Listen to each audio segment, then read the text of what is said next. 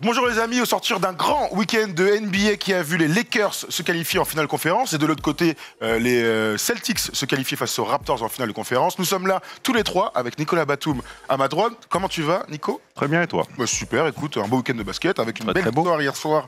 Bref, et toi Erwan, comment ça va? Moi ça va très bien, j'ai passé un super week-end dans les Landes, donc j'ai pris un peu le soleil, je reviens pour cette semaine importante en pleine forme. Tout à fait, grosse semaine puisqu'on va tranquillement aller vers les finales de conférence et aujourd'hui on va s'intéresser à une seule série, celle entre les Nuggets et les Clippers dans un comeback historique puisque les Nuggets vont jouer un quatrième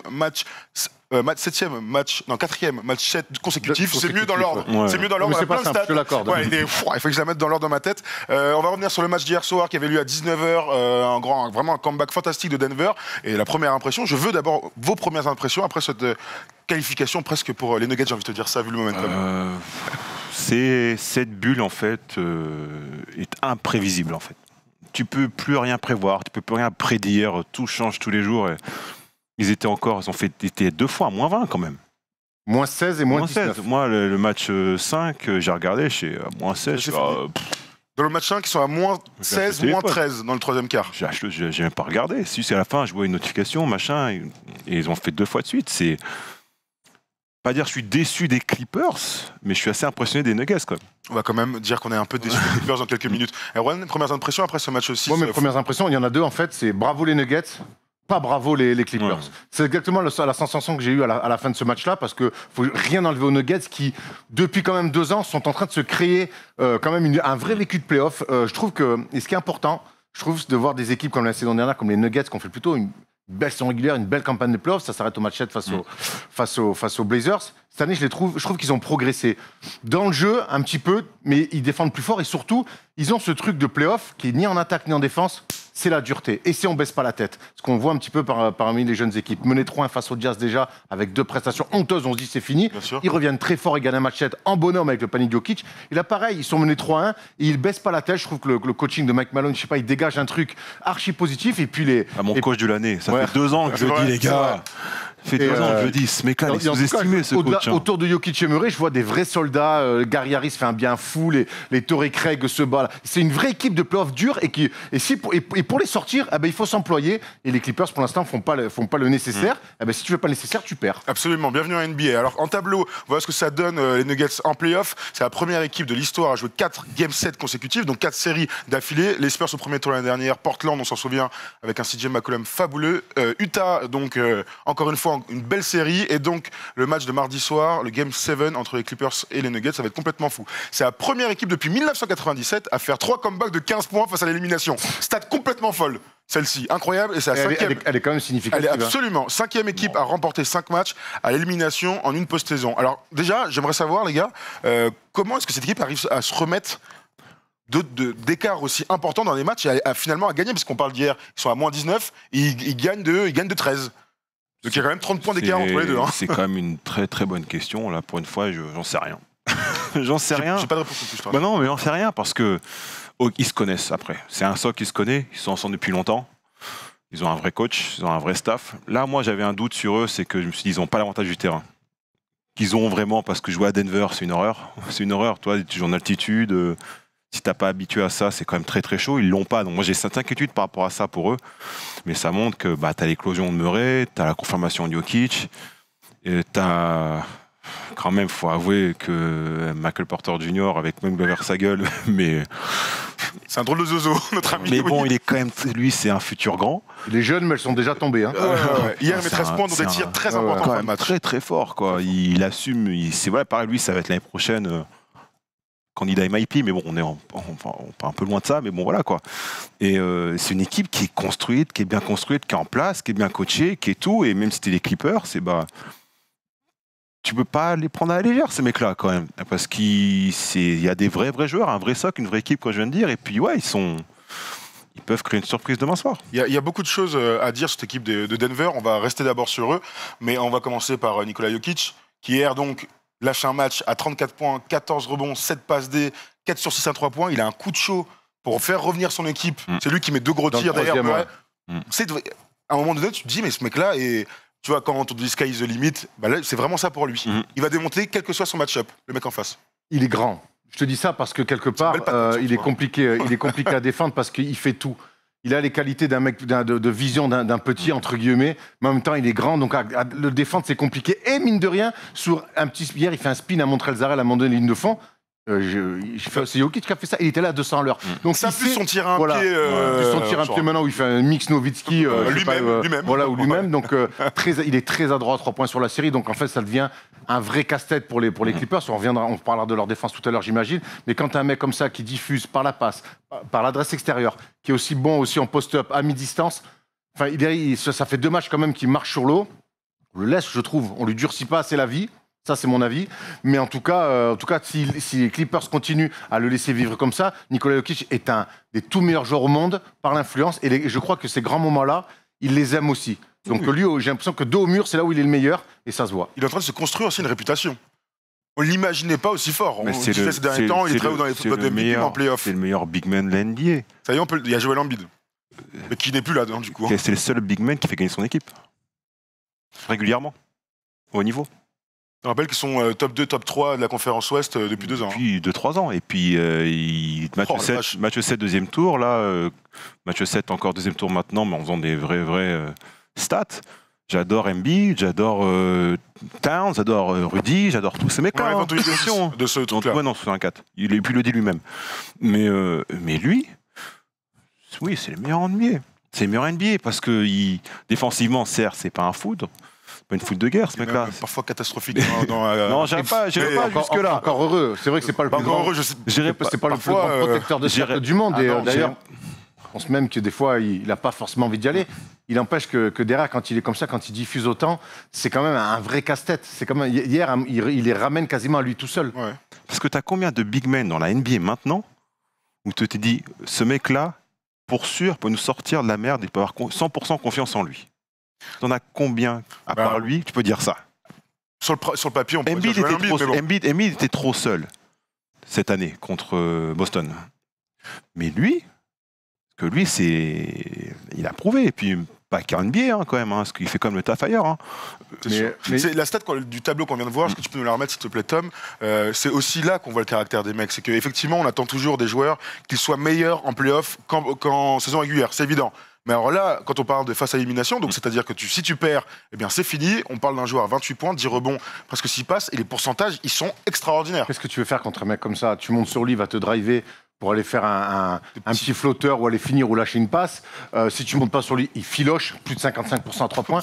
Non, mais il pose un vrai casse-tête stratégique auquel pour l'instant les Clippers ne répondent pas. Et puis surtout, il fait ce qu'on attend des leaders. C'est-à-dire qu'à un moment donné, allez, sur mon dos, je vous amène. Et puis, en plus, il a des soldats derrière lui. J'ai même l'impression qu'un Miles Plumlee, qui était quand même un dur au mal, un bagarreur qui était très bien dans une équipe, même lui, que je sens qu'il a progressé à son contact. Il y a toujours des petites passes. Je vois des petites passes. Alors, je sais pas, à Duke, en tout cas, je me souviens pas qu'il faisait ça. À Portland, je me souviens... S'il le faisait à Portland. Il a toujours fait des petites passes. Oui, mais là, en tout cas, j'ai l'impression que même lui, à son contact, progresse. Et puis surtout que tout le monde lui fait une confiance aveugle. Même des vétérans comme Millsap, tu vois, bénéficient de ça et lui font entièrement confiance. Et ça, c'est la marque des grands. Il y a Jamal Murray aussi qui est incroyable. Bon, c'est toujours difficile de le placer par rapport aux autres arrières de la NBA en général.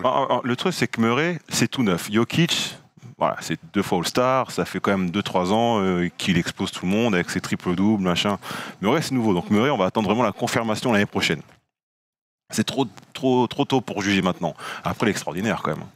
Ça reste quand même très très fort. Hein. Ça, depuis le premier tour contre Utah, il est dingue. Et là, il tient la route face à... Il y a une ligne arrière, c'est impressionnant quand même chez les Clippers défensivement. Et il tient la route. Ok, il n'a pas mis 50 points encore, mais bon, s'il met 50 points à chaque série, là, par contre, là, c'est top 10 ever. Hein. Ouais. Mais non, mais là, c'est très bien ce qu'il fait. Et les Nuggets, pour moi, c'est une équipe. On ne parle pas. On parle de Los Angeles, on parle des Warriors, de tout ça. Le deuxième chapeau, de toute manière, sur le papier. Mais non, c'est le premier chapeau. Surtout s'ils gagnent de mardi soir. Attends, ils sont là, dans le top 4 depuis 3 ans. Non, c'est sûr. Ce qui est intéressant avec Jamal Murray, c'est qu'il sortait d'une série incroyable et on sait que pour des jeunes joueurs comme ça, c'est compliqué de remettre les pieds sur terre. Et il a remis les pieds sur terre parce que les Clippers l'avaient ciblé, ils lui envoyaient pas de Beverley dans les pattes. Alors on aime ou on déteste pas de Beverley, moi je peux tout entendre. Il n'empêche que l'avoir dans les pattes, c'est quand même pas cadeau, c'est un peu chiant. Et même il est passé à travers de quelques matchs, mais il s'est pas affolé. Et il a laissé le jeu revenir à lui, il s'est fait presque un peu oublier. Jokic a décanté pas mal de choses et lui aussi bénéficie énormément derrière après de ce que Jokic peut décanter. C'est ça aussi que je trouve dans la maturité de ce joueur-là, c'est qu'il a... Ok, il savait qu'il sortait d'une série incroyable. Les premiers matchs, il a un petit peu bégayé. Enfin, il est retombé un peu sur terre avec des matchs un peu ratés. C'est pas grave, il a continué à faire ce qu'il sait faire et aujourd'hui on voit ses stats. Alors il n'est pas à 27 points par match, mais c'est très solide et surtout quand ça compte, il met encore les paniers. La dernière chose que je vais retenir des Nuggets, en tout cas pour l'instant avant le match de mardi, c'est que quand on dit que c'est une équipe, c'est une véritable équipe. C'est-à-dire que dans le dernier quart-temps, quand ils font un énorme écart et que les Clippers ne marquent plus un panier, il y a un moment d'adresse. Michael Porter Jr., Gary Harris, Jamal Murray et évidemment Nikola Jokic, où tu dis, mais ils ont leurs ailes et ça y est, ils sont partis. Et ça, c'est une impression de force collective que j'adore et que je retrouve très souvent dans les grands moments pour les Nuggets. Il lâche rien et la différence qu'ils ont l'année dernière, c'est qu'ils ont maintenant un vrai poste 3 qui peut créer son propre tir. Gary Harris peut le faire, mais Porter Jr., en fait, cette équipe-là, elle était vraiment... Bon, tout le monde, j'aime bien, surtout les Rockets, ils disent ça, mais ils sont à un joueur d'être très, très, très, très fort. Alors, est-ce que tu mises tout sur Porter Junior maintenant? Oui, parce que par exemple, un mec, tu mets Paul George à cette équipe-là, à la place de Porter Junior, ils vont au bout. Hein. En tout cas, ils ont de vraies chances. Ils vont au bout. Ils ont l'équipe pour aller au bout. Donc, ils sont à ce poste 3, à cette pièce-là, parce qu'ils ont un axe 1, 3, 5. Le poste 1, 5, c'est top level. Hein. Ah, c'est oui, top level. Hein. Déjà, on connaissait depuis un moment, mais maintenant, ils sont hyper coachés. Ils manquent juste ce poste à l'aile, là. Ils l'ont. L'année prochaine, si Porter Junior fait ce leap à 18-20 points par match. Après, il y a un truc dont on n'a pas parlé, c'est que c'est une équipe, on sait qui se battait il y a 3 ans pour les playoffs. Le ils ont été plusieurs fois, ils ont fait 9e plusieurs fois. Le gap qu'ils ont passé, il est défensif. Et hier encore, et sur le match 5 aussi, c'est une équipe qui aujourd'hui est capable de mettre des séquences défensives. Les Torrey Craig, les Monte-Morris, tout ça. Il protège Jérémy Grant. Jérémy Grant a une part incroyable dans tout ça. C'est qu'avec sa verticalité et ses cannes, il protège complètement. Alors qu'il joue 3-4 dans leur 5 avec Millsap, il protège Jokic. Mais hier, en deuxième mi-temps, ils éteignent quand même même Kawhi, on le sent. C'est dans le dur. Paul George, ils mettent puis surtout, ils font un truc. C'est qu'ils sont face à une équipe où il y a des stars et des fois, dans ces moments-là, on sent que ces équipes-là, un peu comme Denver, qui sont le haut du panier mais qu'on ne considère pas toujours, on voit que les mecs sont un peu gentils avec eux, ils vont avoir les coups. Et c'est là l'énorme progression pour moi par rapport à la saison dernière, c'est qu'ils tabassent. Ils n'ont pas peur. Et d'ailleurs, Mike Malone leur a dit dès le début, les Clippers, si on les laisse nous tabasser, on va se faire marcher dessus. Ouais. Et on le voit qu'hier, ils leur mettent du bois et ils les ont fait reculer.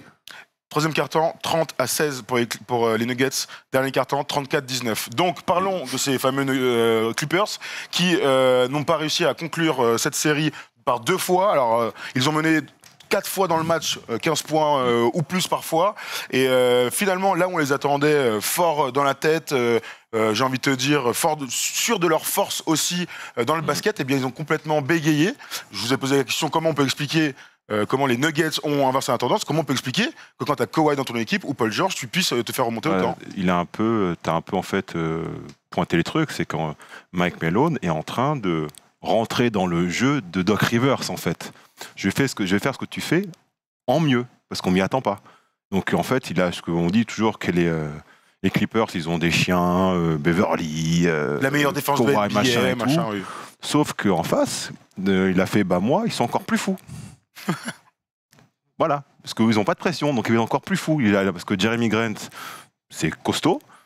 Les 2 arrières, le backcourt, c'est costaud. Porter, c'est costaud. Millsap, c'est costaud. Bumley, c'est costaud. Et ils protègent tous Jokic. En fait, ils font tout ça. Et là, c'est extraordinaire ce qu'ils sont en train de faire. Ils ont une chance, match. Après, le talent de Kawhi va peut-être surpasser, et Paul George aussi, et Lou Williams, parce que c'est quand même hyper talentueux. Après, il y a peut-être la fatigue aussi. Côté Nuggets, parce qu'ils enchaînent les games quand même. Hein. Et puis c'est game à intensité, parce que Utah, c'était un tir. Hein, ce qu'ils se prennent. Donc c'est incompréhensible. Moi, je comprends pas les Clippers. Après, avant que tu t'enchaînes, c'est la cohésion qu'ils ont manqué aussi pendant toute la saison. J'ai l'impression. On a souvent dit, et moi le premier, je disais, tu peux pas t'inventer un playoff ce que tu fais pas en saison régulière. Et c'est exactement ce qui arrive. Alors, le talent, ils l'ont, le coach, les CV, on peut se palucher 25 ans en disant Kawhi, il est double champion. L'année dernière à Toronto, qu'est-ce qu'il était fort. Et Doc Rivers avec Boston, waouh. Lou Williams, meilleur 6e homme. Et Montrezl Harrell et tout. Et Paul George, mais là, stop au bout d'un moment tout ça. Est-ce que cette équipe joue le titre? Hier, il y a dans les échanges de tweets que j'ai pu avoir avec les mecs après le match, il y a un gars qui met un tweet tellement juste, il dit mais cette équipe joue vraiment le titre? J'ai pas l'impression, mais depuis le début De la bulle. Et De la bulle au depuis moins. le début des playoffs, j'ai pas l'impression que cette équipe joue le titre. Jamais de sentiment d'urgence. Et quand ça va mal en attaque, et on sait que même les plus grandes équipes, des fois ça cale en Des attaque. trous, ouais. Qu'est-ce que tu fais quand ça cale en attaque? En plus, avec le matos qu'ils ont, l'année dernière, ici, là, mois d'octobre, quand on fait les previews Clippers, on se dit, waouh, ils ont un 5. S'ils veulent défendre le plomb, maman, ça va être compliqué. T'as raison. Jamais ils s'y mettent. Jamais ils s'y mettent. Ils balancent. Et je trouve qu'il manque dans cette équipe un leader vocal. L'année dernière, Kawhi, il est leader par l'exemple. Mais il y a Kyle Lowry. Il est fantastique, mais il y a Kyle Lowry qui rameute tout le monde, qui va prendre les mecs là, tu sais, qui te tirent par la main, viens là. Le voilà. fameux néerlandais. Voilà, on a besoin de ça. Toujours numéro 4 d'ailleurs. Kawhi, aux Spurs, quand il est MVP, bon, t'as Parker, Papa Duncan, Popovic. Je trouve que là, quand Kawhi, par l'exemple, est bien défendu, parce que je n'ai même pas spécialement vu lui tomber dessus hier, il finit en première mi-temps, mais quand les Clippers sont bien défendus, de manière générale, j'ai pas envie de pointer que des mecs passent au travers. J'ai envie de dire, mais qui à un moment donné fait le huddle? Qui à un moment donné est ce leader, le Draymond Green de cette équipe, le leader vocal? C'est Beverly normalement. Ah, mais Beverly, pour moi, il n'est pas assez fort pour faire Moi, ça. je suis d'accord aussi, ouais. Et Beverly, quand il parle pour rien. C'est un Il parle des aboyeur. autres, Là, je oui. te parle d'un mec où ça reste qu'entre l'équipe et qui est capable d'avoir les mots justes. Doc Rivers, moi, quand j'entends sur le premier match, par exemple, ou le deuxième contre Denver, premier temps mort, interview, il dit bon, ben, c'est la première équipe qui va vouloir défendre va gagner. Quel genre de déclaration ça? Tu vois ce que je veux te dire? Ça, c'est le coach, tous les coachs disent ça. Là. Mais tu Ça, vois, c'est la phrase je bateau trouve du que coach NBA. le talent, on sait qu'ils sont là-bas, mais on voit que le cœur, côté Denver, alors de toute façon, le cœur, c'est pas une équipe de N3 qui fait un exploit, parce que c'est une équipe qui joue très bien au basket. Mais on sait que sur le talent, je trouve que moi, en tout cas, les Clippers sont plus équipés, mais ne jouent pas en équipe. Mais ça, c'est un problème qu'on a vu toute la saison. Et moi, ce manque de se dire, oula, c'est peut-être un peu chaud là, on va s'y mettre défensivement, je trouve que je suis très inquiet. Vous savez très bien que j'en ai fait mes favoris. Et honnêtement, au plus le temps passe, au plus je me dis, oh, et si honnêtement, s'ils se font sortir de cette demi-finale, ça sera mérité. Ah Ça oui. sera mérité. Et si je me projette sur les finales de conf, on va pas faire l'émission de jeudi avant l'heure, mais Bon. aujourd'hui, la tendance pour moi sur 2 tours de playoff, c'est complètement inversé. Mais parce que quand je les regarde, je me dis, on peut faire confiance à ces mecs. Alors en fait. qu'il y a 4 jours, mine de rien, ils mènent 3-1 et t'as Et tout l'impression va que ça y bien. est, ils ont enfin Après, trouvé le rythme de truc, c'est que, croisière. voilà, c'est ça, c'est qu'ils sont tellement confiants, et ça se trouve, eux, là, dans le vestiaire, parce que ça m'étonnerait pas, c'est... Ouais, vas-y, dans 2 jours, on fait le taf, les gars. Ouais, mais Et ça va passer, et ça va sûrement passer, parce que leur saison, pour eux, dans leur tête, depuis le 12 juillet, Depuis la signature des deux, en depuis fait. les deux, ça a annoncé, ils attendent qu'une chose, le match 1 de la finale de conférence. Oui, non, mais. Leur saison commence là. Ouais, mais moi, quand je vois quand même les Lakers qui ont quand même rectifié des choses, qui ont montré un sérieux face sur la fin face importante, un sérieux sur toute la série quand même face aux Rockets. Voilà, ils arrivent À avec. part un premier match Mais Qatar, parce qu'ils voilà. ont 0 marge de manœuvre. Parce que AD et LeBron sont extraordinaires à chaque match. Moi, j'entends ce que tu dis, mais pour l'instant, le fait est qu'ils y sont pas en finale de Les conf. Clippers ont de la marge de manœuvre. Pas tant que ça, hein, finalement. Ils en ont. Sur le Ils en papier, ont. mais la Ils en réalité, ont. pour moi, la réalité, c'est que quand ils se font rentrer dedans et qu'ils ont un différentiel, ils prennent combien de différentiel entre plus 19 Beaucoup trop. Il y a quasiment plus de 35 Moins points. 19, Ouais, plus ouais. 13. Hein, Voilà, donc, voilà, donc, hein. mais c'est, 32 points d'écart. pour moi, c'est très inquiétant. Et quand tu es un match 7, les Ricains, ils adorent dire. Sur un match 7, tout peut se passer. Alors, effectivement, les Clippers, ils vont dire on va faire ça, mais c'est un Kawhi, en fait, on va faire ça, Paul George. Non, mais moi, t'inquiète, ça va aller cette fois-ci. Mais si, Après, ça se passe pas comme prévu, comment tu fais? C'est trop tard. Si, il y a une fin de match déjà. Mais est-ce qu'ils ont trop d'armes offensives? Je pense pas, parce que Est-ce que chacun connaît son rôle? Parce que c'est une autre question. quand notre ça se question. passe bien, ça se passe bien. Mais quand on en est, toi, l'année dernière, prends l'exemple de Kawhi Toronto, quand ça chauffe, t'as Kawhi, t'as les 2 gardes, t'as Marc Gasol qui fait son boulot, et Siakam Ami qui tournait Ibaka. autour. Ouais. Oui, Ibaka, on a Oui, des Ibaka, grands, ou voilà. un des- enfin, un des- ou Siakam, c'était clair, en tout cas. C'était clair. Là, c'est pas forcément hyper clair, parce qu'un coup c'est toi, un coup c'est moi, un coup c'est toi, un J'ai coup comme c'est l'impression moi, que un coup le c'est numéro 1, un c'est coup c'est Kawhi, l'autre. Ouais. que Paul George, c'est le numéro 2, et que derrière, après, il y a des. Voilà, Le loup à ses moments. mais et voilà, après, le véritable closer en saison, c'était Lou Williams. Donc Ça, Lou Williams, oui. il fait, à un moment donné, c'est moi. C'est ça le seul problème avec les Clippers, c'est ça, c'est Mais que Lou Williams, on sait que c'est un énorme joueur de saison régulière, c'est un mec sur un premier tour, mais là, Lou Williams, quel vécu là de gros matchs comme ça sur des matchs 6-7 de playoff. Moins.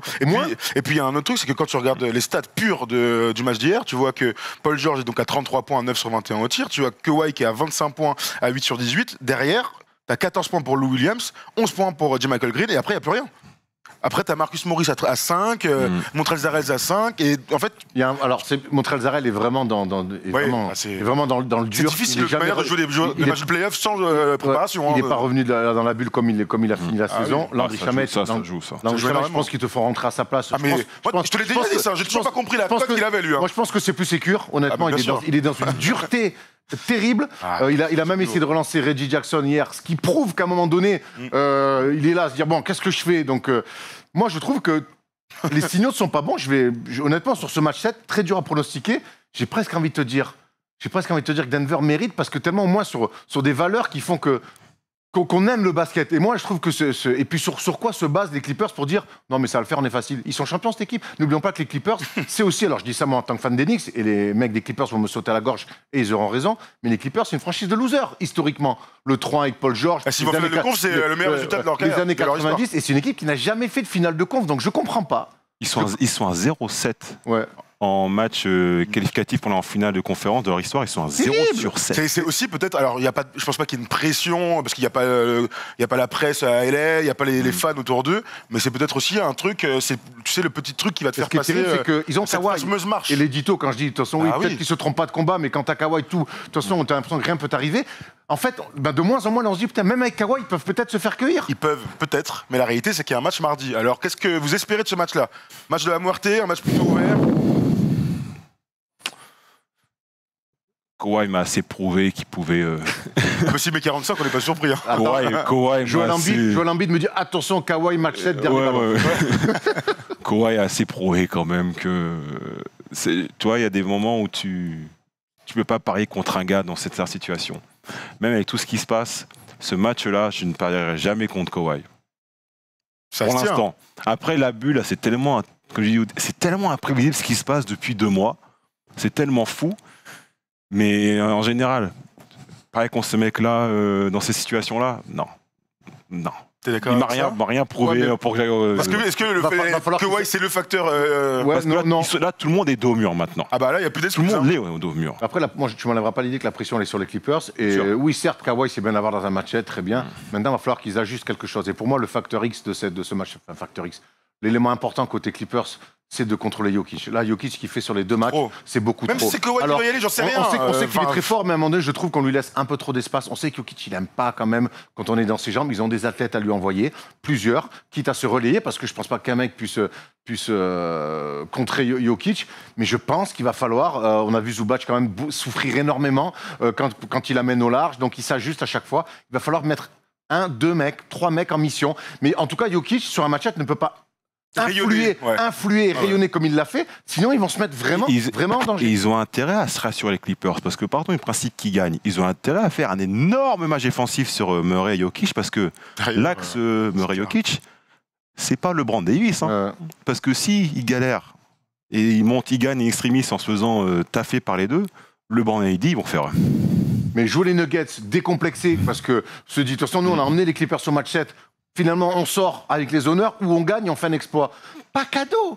Pas cadeau. Parce que je sais, derrière, ils ont des soldats, eux aussi, ils vont défendre fort. Et ils ont montré que quand ça durcissait, à part un match où les Clippers vraiment ont laissé les Nuggets en dessous des 100 points, mais sur toute cette série, dès que ça a durci, ça n'a pas toujours été le cas, mais dans les derniers combats, en tout cas, match 5, match 6, c'est les Nuggets, dès que ça a durci, qu'on gagnait. Absolument. J'ai 2 choses à dire. La première, c'est que quand Nikola Jokic poste un écran et que derrière, il pop à 3 points, mettez-vous d'accord les Clippers pour aller sur lui. Ça paraît. Hier, je comprends Williams, pas. À un moment donné, c'est Lou Williams exactement qui reste sur Jeremy, Jeremy dans le corner, alors qu'il y a Jokic à 3 points à 45. Qui vient d'en mettre va sur Jokic, force une passe en plus, au moins. Si Jeremy est capable. Même si Jeremy est capable, je préfère quand même tous les jours. Tu vois que ce soit Grant qui me punisse dans le corner que Jokic qui a 4 sur 5 à 3 points. Si Grant te bat, comment faire des paris à un moment donné? Bah oui. Si tu perds parce que l'autre il met 7-3 points. Bah voilà. C'est ce basket, à un moment donné, c'est le haut niveau. Mais tu dois prendre ce pari-là à un moment donné. J'ai un peu de vidéo, messieurs, ça tue personne. Et la deuxième chose, je crois que c'est Stan Van Gundy qui le disait pendant le commentaire d'un match. Il disait que pour lui, la meilleure équipe défensive, c'était les Lakers, et la meilleure équipe offensive, c'était les Clippers. C'est un peu ce on disait plutôt l'inverse, entre guillemets, que les Clippers étaient la meilleure équipe défensive, et c'est vrai que ces playoffs sont en train de prouver qu'en fait les Lakers sont à un niveau défensif très très très élevé par rapport aux Clippers. Mais ils ont beaucoup plus. En fait, là où c'est bizarre qu'on en parlait de ça il y a 3 semaines au début, c'est que les Lakers, et c'est là où LeBron est très fort, contrairement à ce que fait les Clippers, c'est que chacun a son rôle. Ouais. Tu sais, toi tu rentres, c'est ça. Toi tu rentres, c'est ça. T'as les 2 monstres en haut, t'as les mecs derrière, et c'est tout. Là, t'as Kawhi, t'as Paul George de temps en temps, et après, tu sais pas forcément ce qui se passe. Ils ont des vraies options défensives, les Lakers, on l'a vu. On en parlera jeudi absolument, mais genre fantastique. Avec des match-up et tout, effectivement, je pense que les mecs derrière AD et LeBron sont beaucoup plus disciplinés. Il y a un sillon avec un bateau, il y a des mecs qui surfent derrière tranquille. C'est pas du surf, ça. On va pas se faire la preuve. C'est ce qu'on aurait dû faire aujourd'hui si les Clippers n'avaient pas chié dans la colle. Mais tant mieux, moi je suis ravi de voir un match 7 parce que et Denver, moi j'aime voir ces équipes qui progressent, hop, on se bat pour les playoffs, boum, on fait un top, on fait un énorme bond défensivement, et puis là, demi-finale de conf, non, mais là, on peut peut-être titiller les gros, et ça, c'est kiffant de voir ces équipes qui progressent comme ça, avec des leaders qui progressent aussi. C'est vrai, absolument. Une superbe série donc entre les Clippers et les Nuggets. Le match 7 est mardi soir à 3h du mat. Wow. Ça commence à être dur, mais en tout cas, nous, on se retrouvera jeudi pour faire la preview des finales de conférence, et on se retrouvera aussi sur Twitch, on va refaire des matchs commentés. On a un invité jeudi, c'est qui? Comment, man? Il était dans la bulle. Il a vu Damian Lillard faire des dingueries. C'est vrai, je pensais que c'était la semaine d'après. Oui, tout à fait. On a Jalen Howard. Tout à fait. Ouais. Jalen Howard, coéquipier de Damian Lillard, qui pourra venir discuter avec nous des performances folles de son capitaine et puis surtout débriefer les premiers matchs de finale de conférence ou faire la preview de ceux, Clippers-Lakers, a priori. Je ne dis rien. Je ne dis rien. Mais tu vois, c'est... Après, on a tous ça en tête. C'est représentatif ce que tu dis, parce qu'on sans faire offense aux Nuggets, on a tous envie de voir ça. Mais au bout d'un moment, il y a une équipe. Faut gagner. Il y a une équipe qui est là pour dire moi, j'arrive dans cette soirée, j'ai envie de foutre le bordel. Je suis pas invité, mais qu'est-ce qu'il y a? Je renverse des verres, je parle aux filles qui sont pas mes copines. Qu'est-ce qu'il y a? Je viens dit à ma vie hier soir en soirée après le match. C'est exactement le comportement qui lui paraît. Comme ma vie. Kurzawa est pas rentré en soirée, lui, par contre. Tu m'étonnes. Merci, Nico. Merci à vous, les gars. On se retrouve très rapidement pour d'autres aventures. Merci, Erwan.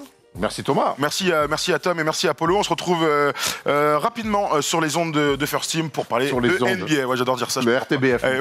C'est clair. Ciao les gars.